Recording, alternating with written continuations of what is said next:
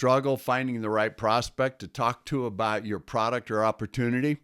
When I first entered my gig economy in network marketing, my upline, I asked him, so who is our best customer to talk to? His answer was, who do you know that eats? While as good-natured and the big heart this man had, that advice hurt me because I just would approach everybody the exact same way. I had no clue what it even meant in target market.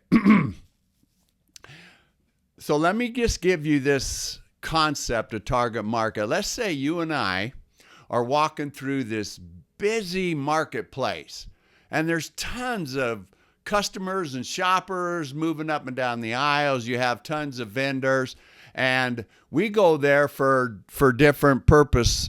Let's say that we're in this Chinese marketplace, and I'm looking for Italian food. And you, on the other hand, you're looking to buy some Asian slippers. And so while we're walking through this marketplace, all these vendors are hawking at us. Get your Chinese thing here. Get your this here. And we're just not listening to that because we're not looking for that.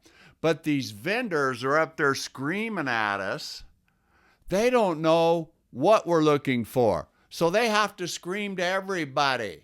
That's exactly what's going on when you don't try to narrow that niche down, narrow that target market, and talk to specific people where those specific people hang out. When I was considering target market and had learned this for the very first time, I went through 18 years of network marketing. No wonder I had a huge rejection rate and people just would turn and run from me. Why? Because I was approaching everybody the same way. I had no clue what their pain points were, no clue what their behaviors were, no clue what my product could do for them. So as I was thinking about this, I looked down at my foot, and I was wearing a pair of Ultra, that's the logo, shoes. So what made Ultra different? Well, being a triathlete, I had developed a bunion on my foot, and I had some foot pain. So I go see this sports injury chiropractor, and he was talking to me about running, and he asked me a question. He says, so there's 3 countries of runners, USA, European, and Kenyans. And he asked me, who has the least foot injuries? How to think about that? Well, naturally, I just thought it was America because shoes in America are awesome. And he said, no, America has the worst foot injuries, followed by Europeans. The least injuries are Kenyans. I go, Kenyans? And he said, you know why? I go, no. He says, because they run barefooted. So he taught me about running barefoot. So when we run barefoot, we have this wide toe, our toes are spread, and our heel is not raised like in American shoes.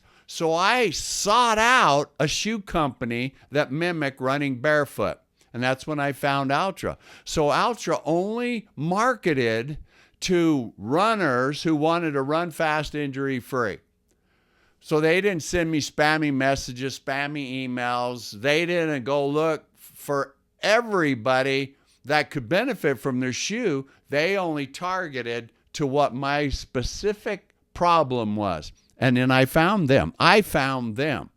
So prospects fall into one of 3 categories. They're either looking for health, they're looking for wealth, or they're looking for relationships. Generally in network marketing, my niche, they fall in either health or wealth. I have a unique intersection where health and wealth meet, and that's my little narrow target niche, is that intersection.